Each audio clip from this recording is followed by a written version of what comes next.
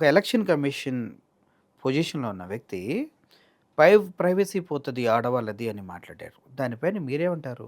Sir అంటే అసలు privacy గురించి ఆలోచించే వాళ్ళైతే ఎవరు కన్సర్న్ తీసుకొని అక్కడ ముందు సీసీ కెమెరాలు పెట్టారు. పాయింట్ సార్ అది.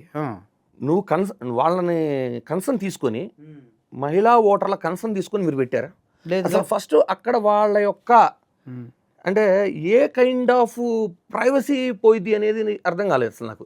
అంటే ఎలక్షన్ కమిషన్ చెప్పేది తల్లులు చెల్లులు అని ఇదేదో అంటే పదజాలం చాలా వరస్ట్. కానీ అంటే అది ఫోటోగ్రఫీ అడుగుతున్నారా ఇంకేమన్నా అడుగుతున్నారా? అసలు ఆయన ఏం చూస్తున్నాడో నాకు అర్థం కాలేదు. ఎలక్షన్ కమిషనర్ ఆయన ఏం చూస్తున్నాడు అందులో, అంటే మనం చూడలేంది ఆయన ఏం చూస్తున్నాడు నాకు అర్థం కాలేదు.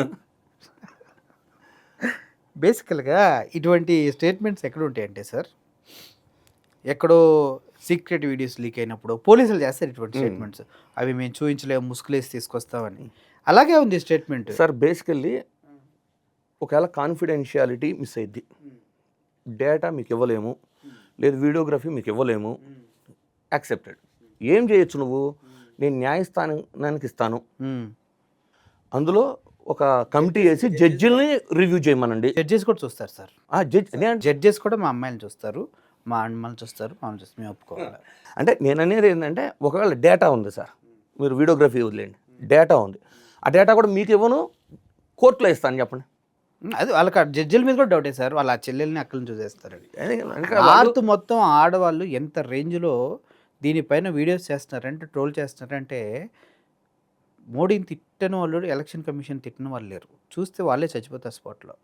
లేడీస్ చేస్తున్నారు సార్. మాకేం ప్రైవసీ పోయింది, మేము ఓటు వేయడానికి వచ్చాము, తప్పు చేయడానికి రాలేదు సార్. ఇప్పుడు ఇంకో క్వశ్చన్ 45 ఇప్పుడు ఓట్లు ప్రైవసీ పోతుంది సార్. వెబ్ కాస్టింగ్ వీడియో మనకి ఇవ్వరు. మన మాచర్ల కాన్స్టిట్యున్సీ మనం తీసుకుందాం. పిన్నెల్లి రామకృష్ణారెడ్డి గారు వెళ్ళి అక్కడ జరుగుతున్న దారుణాన్ని ప్రశ్నించి ఈవీఎంని బద్దలు కొట్టారు. ఆయన పైన కేసు అయింది. మరి అది ఎలా వచ్చింది వీడియో బయటికి? అంటే ఆ వీడియో వచ్చిన దానికంటే కూడా ఇంకా వండర్ ఇంకోటి ఉంది సార్. అందులో నేను చూస్తానండి, నేషనల్ ఎలక్షన్ కమిషన్ చైర్మన్ ఆ రోజు పిన్నెల్లి రామకృష్ణారెడ్డి గారిని అరెస్ట్ చేసినప్పుడు ప్రజాస్వామ్యం బతికింది అని ఒక స్టేట్మెంట్ ఇచ్చారు. ఎస్, ఇది దేశంలో ఇంకెక్కడా ఎలాంటి ఇన్సిడెంట్ జరగనట్టు ఆంధ్రప్రదేశ్లో పిన్నెల్లి రామకృష్ణారెడ్డి గారిని అరెస్ట్ చేసినప్పుడు ఈవీఎం కింద కొట్టినందుకు ప్రజాస్వామ్యం బతికింది అని స్టేట్మెంట్ ఇచ్చారు. ఓటుకు నోటు కేసులో రెడ్ హ్యాండెడ్గా విత్ వీడియో ప్రూఫ్తో కేసు నడుస్తుంటే ఒకళ్ళ మీద ఆరోపణ, ఎందుకంటే ఇంకా ప్రూవ్ అవ్వలేదు. ఒక అతను అయితే లైవ్ లో వీడియోలో ఉండారు, ఇద్దరు సీఎంలు ఉండారు. ఇప్పుడు 2 స్టేట్లకి, తెలుగు స్టేట్లకి దీని గురించి ప్రజాస్వామ్యం బ్రతికింది. బ్రతికింది ఎందుకంటే డబ్బులతో కొంటున్నారు కదా ఓట్లు.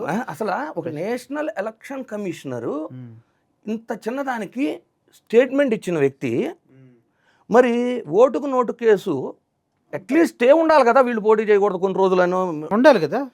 లిటరల్లీ విత్ క్యాష్ దొరికారు. ఆ కేసు తెలంగాణ కోర్టులో ఉంటే ఇన్ఫ్లుయెన్స్ చేసుకుంటారు. ప్రజెంట్ తెలంగాణ సీఎంగా ఉండారు కాబట్టి రేవంత్ రెడ్డి గారు అని కోర్టు వేరే రాష్ట్రానికి మార్చమంటే సుప్రీంకోర్టు ఏమిచ్చింది తెలుసా? ఇన్ఫ్లుయెన్స్ చేయలేరు. ఎందుకంటే అసలు చూడండి ఇండిపెండెంట్ బాడీస్ ఎలా ఉండే అనే దానికి నేను ఎలక్షన్ కమిషన్ చెప్పట్లేదు సార్, ఇండిపెండెంట్ బాడీ జ్యుడిషియరీతో సహా చెప్తున్నాను. ఇప్పుడు నేనేమంటాను,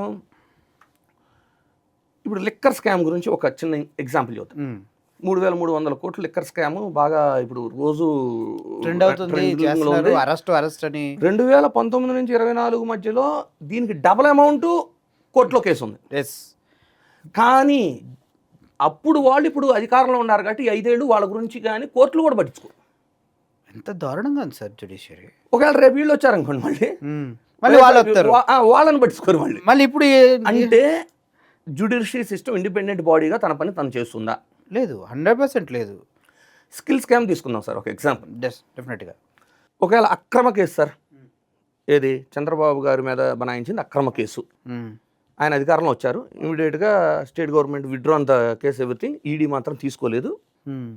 నేనేమంటానంటే సీమన్స్ ఏదైతే కంపెనీ ఉందో అసలు మాకు దీంట్లో సంబంధమే లేదు, మాకు డబ్బులు రాలేదని వాళ్ళు లెటర్ ఇచ్చారు. సో సమ్హౌ ఒక పర్టికులర్ 10% ఆఫ్ అమౌంట్ 300 కోట్లు ఏదో ఒకటైతే స్కామ్కి అయితే గురైంది.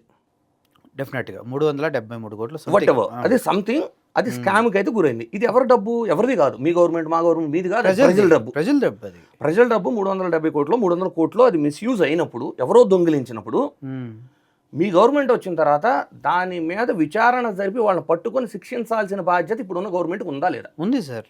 Not only that one. మీరు చెప్తుంటే నాకు అనిపిస్తుంది, ఇప్పుడు స్కిల్ డెవలప్మెంట్ కేసులో ఈయన అరెస్ట్ అయ్యారు. అది అక్రమం అనుకోండి. అక్రమే. అసలు దొంగను పట్టుకోవాలి కదా మీరు వచ్చిన తర్వాత. చేయాలి కదా. ఇప్పుడు 300 కోట్లు మిస్యూజ్ అయితే అయిపోయింది కదా, అది అందరూ తేల్చేశారు కదా. సీమెన్స్ కంపెనీ నాకు సంబంధం లేదండి, ఈడీ తేల్చింది. ఇప్పుడు ఆ 300 కోట్లు ఎవరి దగ్గరికి వెళ్ళినాయో తేల్చాల్సిన బాధ్యత ప్రస్తుత ప్రభుత్వానికి ఉందా లేదా? ప్రభుత్వానికి ఉంది, కోర్టులకు కూడా ఉంది కదా. మరి ఎందుకు పట్టించుకోరు? మాది అధికారం సార్, మేము ఎందుకు అంటే ఇప్పుడు ఇండిపెండెంట్ బాడీ అని ఎలా చెప్దాం? ఇక నుంచి జ్యుడిషియరీ సిస్టమ్ ఇండిపెండెంట్ బాడీగా ఎలా నమ్మాలి? ఒక పౌరుడుగా నా ఫీలింగ్ ఏంటంటే, నేను ఎలా నమ్మాలి ఇలాంటివి చూస్తున్నప్పుడు? మీరు నమ్మడానికి మీ ఇష్టం, నమ్మితే నమ్మండి లేకపోతే. ఇప్పుడు చూడండి, 45 రోజులు మినిమం స్టోర్ చేయాలి వీవీప్యాట్స్ అండ్ ఈవీఎం. 10 రోజుల్లో అరెస్ట్ చేసినప్పుడు అసలు ఎందుకు అరెస్ట్ చేయాలి? ఇప్పుడు ఏది ప్రజాస్వామ్యం గెలిచింది అని స్టేట్మెంట్ ఇచ్చిన నేషనల్ ఎలక్షన్ కమిషన్ ఎవరైతే ఉన్నారో ఆయన ఎందుకు చేయాల్సి వచ్చింది అనేది ఎందుకు ఒక విచారణ చేయాల చెప్పట్లేదు. ఎందుకు? మీనా అనే వ్యక్తి ఉన్నారు, ఆయనే కదా మొత్తం కారణం, ఆయన కదా ఆర్డర్స్. ఆయన గురించి ఎందుకు యాక్షన్ తీసుకోవాలి కదా? అట్లీస్ట్ విచారణ చేయాలి కదా, ఎందుకు చేయాల్సి వచ్చింది? ఇమీడియట్గా ఏమైనా ఎలక్షన్స్ ఉన్నాయా? ఈవీఎం ఇమీడియట్గా వాడే పరిస్థితి ఏడన్నా ఉందా? మీకు అంత 10 రోజుల్లో క్లియర్ చేసి ఇవ్వాల్సిన పరిస్థితి ఎవరన్నా అడిగారా మిమ్మల్ని? మీ డ్యూటీ 45 రోజులు స్టోర్ చేయాల్సినప్పుడు మీరు 10 రోజుల్లో అరెస్ట్ చేయాల్సినంత ప్రెజర్ మీ మీద ఎందుకు వచ్చింది? ఎక్కడి నుంచి వచ్చింది? ఇవన్నీ ప్రశ్నలు అడగాలి సార్. లేదంటే ప్రజలకు ఎలా వెళ్తుందంటే, కొన్ని yellow media channels or somewhere వాళ్ళు ఎలా అంటే, ఏం జరగలేదని చెప్తే బల్క్ ఆఫ్ ఛానల్స్ ఉన్నాయి వాళ్ళవి, ఆ న్యూసే వెళ్తుంది. రాజకీయ నాయకులు అంటే ఇప్పుడు జగన్మోహన్ రెడ్డి లాంటి వ్యక్తి, లేదంటే మీలాంటి వారు వచ్చి ముందుకు వచ్చి మాట్లాడకపోతే ప్రజలకు ఒక్క నిజం కూడా తెలిసే అవకాశం లేదండి. సరే, అది కూడా అయిపోయింది సార్. ఒక 3 నెలల్లో 6 నెలల్లో అన్ని పార్టీలు ఏంటంటే ఈ ఓటర్ డేటాలు ఇవ్వండి, లేదు వీవీప్యాట్ స్లిప్పులతో చెక్ చేయండి. ఇందాక మనం సుప్రీంకోర్టు గురించి మాట్లాడుకుంటున్నాం. బిఫోర్ ఎలక్షన్ కమిషన్ పిలిచిన తర్వాత ఎలక్షన్ కమిషన్ మేము రెడీగా లేము, ఈసారి చేయలేమన్న తర్వాత సుప్రీంకోర్టు అప్పుడే ఏం చెప్పిందంటే, ఎవరైతే రీకౌంటింగ్కి అప్లై చేసుకుంటారో వారికి 5% ఆఫ్ బూతులు వాళ్ళు సెలెక్ట్ చేసుకున్న బూతుల్లో వెరిఫై చేయాలి. అది కూడా రన్నరప్ నెక్స్ట్ అతను అప్లై చేసుకోవచ్చు, అందరూ కాదు అని ఒక ఆర్డర్ పాస్ చేసింది. కానీ అది కూడా చేయలే. మళ్ళీ ఇంకో ట్విస్ట్ చూడండి, ఒక అసెంబ్లీకి పోటీ చేయాలంటే 10,000 సార్ రుసుం. అసెంబ్లీకి పోటీ చేయాలంటే 10,000. రీకౌంటింగ్ ఎంతో తెలుసా? దగ్గర 45,000 to 50,000 ఉంది. అంటే 5% ఆఫ్ ఈవీఎంలు అంటే మీకు 300 ఈవీఎంలు ఉన్నాయి అనుకోండి సార్, బూతులు ఒక 250 300 ఉన్నాయి అనుకోండి, 10 లేక 15 అంటే ఎంత తెలుసా? 5 లక్షల నుంచి 7.5 లక్షలు ఖర్చు పెట్టి రీకౌంటింగ్ అప్లై చేయాలి. 10,000 పెట్టి పోటీ చేసే పరిస్థితి ఉండి ఒక కాన్స్టిట్యున్సీలో వెరిఫికేషన్ అంటే నీ ఉద్దేశం ఏంటి? ఎవరు రాకూడదు, అదే మెయిన్. కానీ ప్రొసీజర్ ఎలా ఉందంటే, ఎవరు రావద్దు, క్వశ్చన్ చేయొద్దు మమ్మల్ని, వెరిఫికేషన్ చేయవద్దు. సరే, అప్పటికి కొంతమంది అప్లై చేశారు.